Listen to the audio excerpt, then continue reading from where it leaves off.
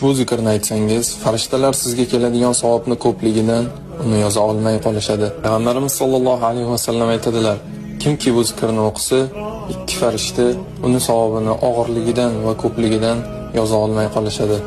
Alloh subhanahu va taolo o'sha paytda so'raydi. Bilib turadi, lekin so'raydi: bu bandam nima dedi? Va u ikki farishta aytadi: bu bandang Allohumma lakal hamdu kama yanbaghi li jalali wajhika va li azimi sultonik dedi.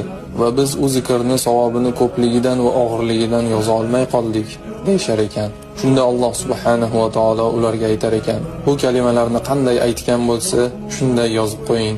Uni savobini men o'zim beraman der ekan. Shuning uchun bu duoni saqlab, uni yod olib, ko'proq aytishni unutmang va yaqinlaringizga yuborib qo'ying.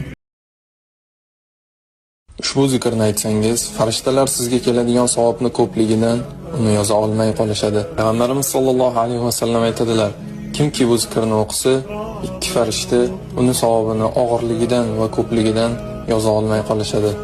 Alloh subhanahu va taolo o'sha paytda so'raydi. Bilib turadi, lekin so'raydi: bu bandam nima dedi?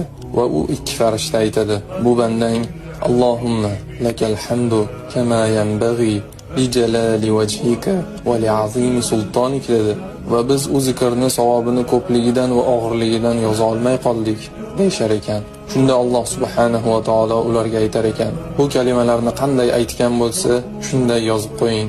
Uni savobini men o'zim beraman der ekan. Shuning uchun bu duoni saqlab, uni yod olib, ko'proq aytishni unutmang va yaqinlaringizga yuborib qo'ying.